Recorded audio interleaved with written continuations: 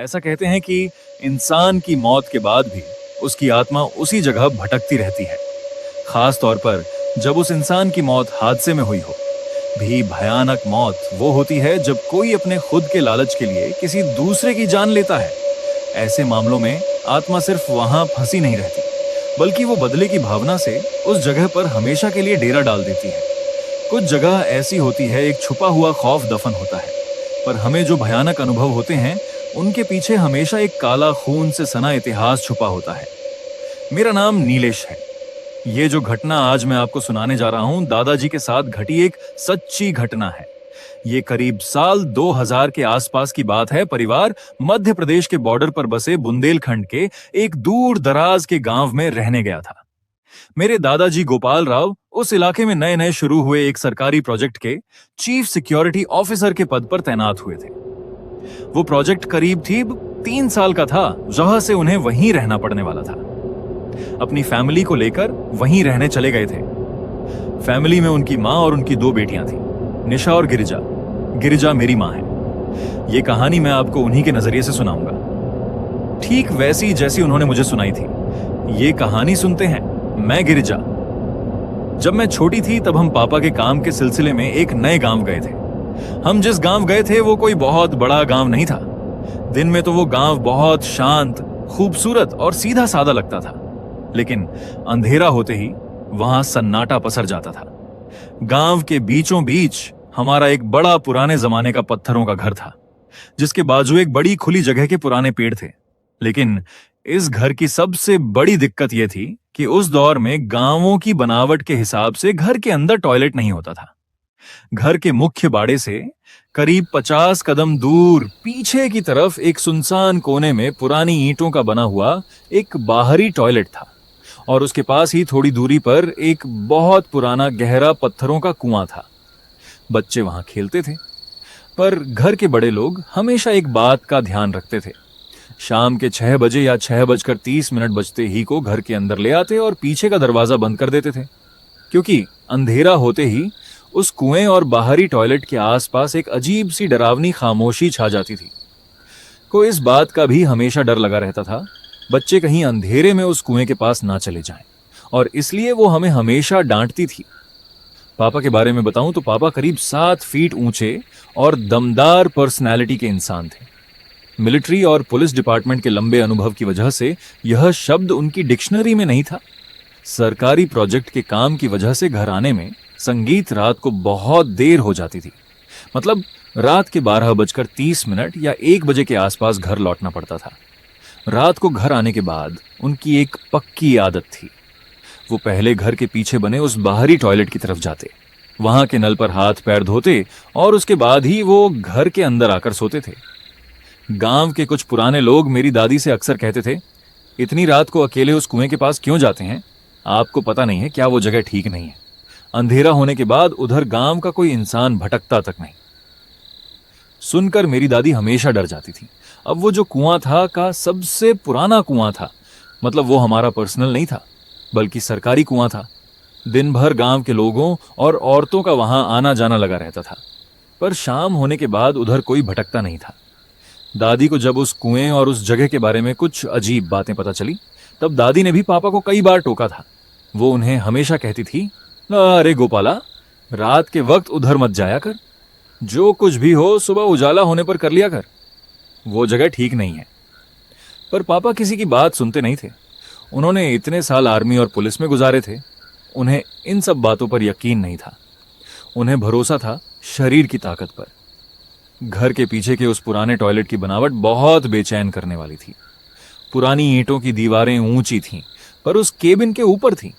बस ऊंचाई पर लकड़ी के तख्तों की एक टेम्परेरी छत थी, और उस पर एक टीन का पतरा लगा हुआ था, यानी हवा आने जाने के लिए छत और दीवार के बीच में थोड़ा गैप था, और वहां से ऊपर का खुला काला अंधेरा साफ दिखाई देता था। और ठीक वहीं टॉयलेट के बिल्कुल सामने थोड़ी ही दूरी पर वो पुराना कुआं था, जहां से पानी निकालने संगीत के लिए एक लोहे का गरारी पहिया लगा हुआ था। रात के वक्त वहां ऐसा सुन्न कर देने वाला सन्नाटा होता था कि जंगल से आने वाली हवा की आवाज भी किसी रोती हुई औरत जैसी महसूस होती थी। हमें वहां गए हुए कुछ 2 या 2.5 महीने हुए थे। वो शायद नवंबर का महीना था।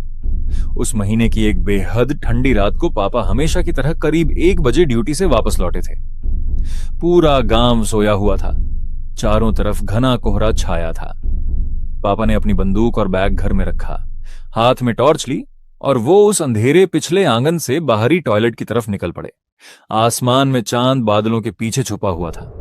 टॉर्च की सफेद रोशनी ही उनकी इकलौती साथी थी। पापा टॉयलेट के उस केबिन में घुसे और उन्होंने लकड़ी के दरवाजे की कुंडी अंदर से लगा ली। वो अंदर अब भी सेट ही हुए थे कि तभी 2 ही मिनट में बाहर के सन्नाटे में एक अजीब सी आवाज आने लगी। छप छप छप। टॉयलेट के बिल्कुल सामने उस पुराने कुएं के चबूतरे पर कोई बहुत जल्दी जल्दी में कपड़े धो रहा हो। वो आवाज ठीक वैसे ही संगीत थी। उस आवाज के साथ ही किसी औरत के हाथों की कांच की संगीत चूड़ियों की खनखन जैसी तीखी आवाज भी उस सन्नाटे में गूंज रही थी। पापा एक पल के लिए चौंक गए। इस आधी रात को इतनी ठंड में गांव की कौन सी औरत यहां कुएं पर कपड़े धोने आएगी? उन्हें बड़ा अचंभा हुआ। कपड़े को पत्थर पर पटकने की वो आवाज तेजी से बढ़ती ही जा रही थी, मानो वो इंसान में अमानवीय ताकत से उन कपड़ों को कुएं के पत्थर पर पीट रहा हो। पापा ने अंदर से ही संगीत भारी आवाज में पूछा, कौन है बाहर? पर उनके सवाल का कोई जवाब नहीं मिला। उल्टे उस कपड़े धोने की आवाज के साथ ही मध्यम बारीक आवाज आने लगी। कोई रहस्यमयी पुराना गाना दबी आवाज में गुनगुना रही थी। वो गुनगुनाने की आवाज दीवारों के अंदर से उन्हें गूंजती हुई महसूस हुई, जिसने पापा के बदन में सरसरा कर रोंगटे खड़े कर दिए। पापा ने तुरंत लकड़ी के दरवाजे की कुंडी खोली, बाहर आ गए।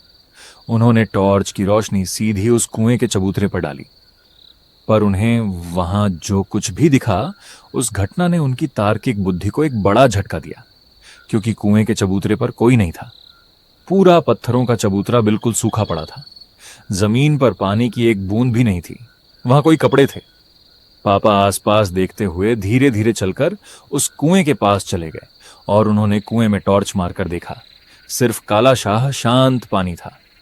का पसीना पहुंचा और सोचा, शायद काम की थकान से ऐसा वहम हुआ होगा, और ऐसा सोचकर वो घर चले गए। पर यह सिलसिला यहीं नहीं रुका। अगले 8 से 10 दिनों में जब जब पापा उस रात के वक्त टॉयलेट जाते, तब ठीक वहीं कुएं की तरफ से आने वाली वो कपड़े धोने की, चूड़ियों की औरत के गुनगुनाने की आवाज उन्हें कई बार आती रही।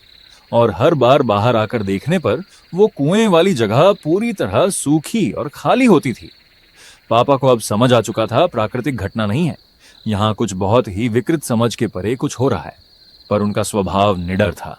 इतना सब होने के बाद भी उन्होंने वहां जाना बंद नहीं किया। मतलब ये रोज नहीं होता था, अचानक कभी कभार ही होता था।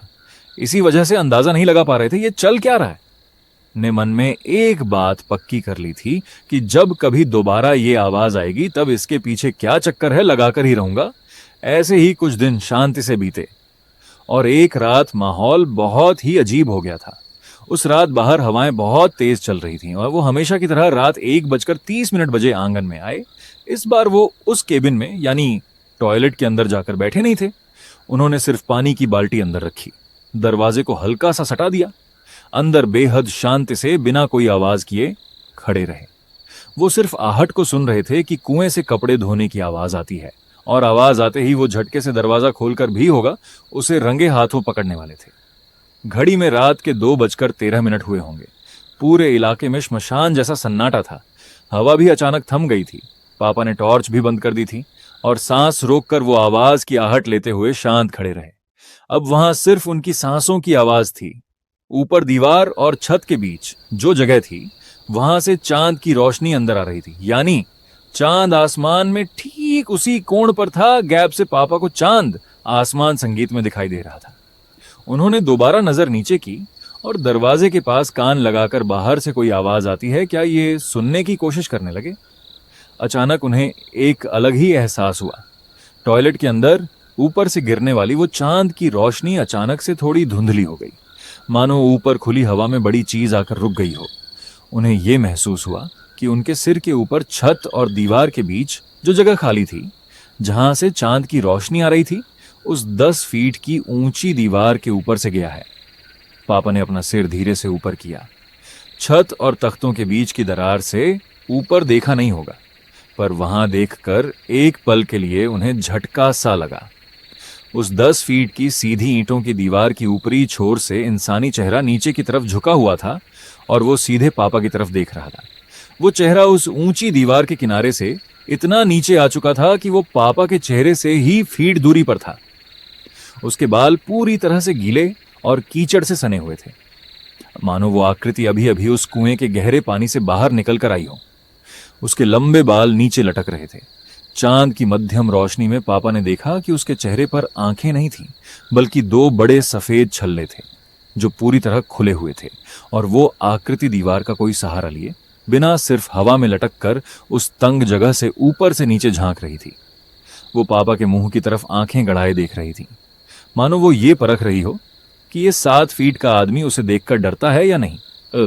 उसे देखते हुए ही पापा के सीने में धड़कन बढ़ गई। वो चेहरा जितनी शांति से ऊपर आया था, उतनी ही तेजी से वो दोबारा पीछे चला गया। ही सेकंड उन्हें फिर हंसी से वही कपड़े धोने की आवाज और चूड़ियों की खनखन सुनाई दी, और वही अमानवीय गुनगुनाहट सुनाई दी। पर इस बार उन्होंने कुछ भी सोचे बिना मेज कुंडी खोली। कुंडी खोलकर वो झटके से बाहर पिछले आंगन में आ गए। उनके दाएं हाथ की टॉर्च की सफेद रोशनी उन्होंने सीधे पर ईंटों की दीवार पर मारी। पलक झपकते ही वो कपड़े धोने की आवाज, चूड़ियों की खनखन और वो गुनगुनाहट सब कुछ एक झटके में बंद हो गया। आंगन में एक बार फिर से वही श्मशान जैसी सुनकर देने वाली खामोशी पसर गई। कुएं का पत्थरों का चबूतरा पूरी तरह सूखा पड़ा था। उस 10 फीट की उस सीधी दीवार पर किसी भी इंसान के होने का नामो निशान तक नहीं था। कि 7 फीट भारी भरकम शरीर को पहली बार अंदर से एक अनजाने खौफ ने जकड़ लिया था। उनके माथे पर कपा देने वाली ठंड में भी पसीने की बूंदें आ गई थी। घर लौटे, उन्होंने लकड़ी का दरवाजा मजबूती से बंद किया, सोने चले गए। अगले दिन सुबह पापा ने संगीत रात को हुई वो घटना दादी को के कुछ पुराने लोगों को बताई। सुनकर घर के लोग भी डर गए। दादी ने तो भगवान का नाम लेते हुए बड़ा हंगामा खड़ा कर दिया। मैं तुझे पहले ही कह रही थी, रात के वक्त उस कुएं और टॉयलेट की तरफ मत जाया कर। वह जगह ठीक नहीं है, कितनी बार बताया तुझे, और तू सुनता ही कहाँ है। उसी वक्त गांव के एक बुजुर्ग व्यक्ति ने, जिसने उस संगीत गांव के पुराने दिन देखे थे, उसने पापा को ले जाकर का खून से सना इतिहास सुनाया। गोपाल राव, आप जिस सरकारी घर में रह रहे हैं ना, पर दाग है। कई साल पहले एक रात वहीं रहने वाले एक सनकी आदमी ने पैसों के चक्कर में अपनी ही सगी भाभी की बेरहमी से हत्या कर दी थी। हैवान ने उसका गला घोंट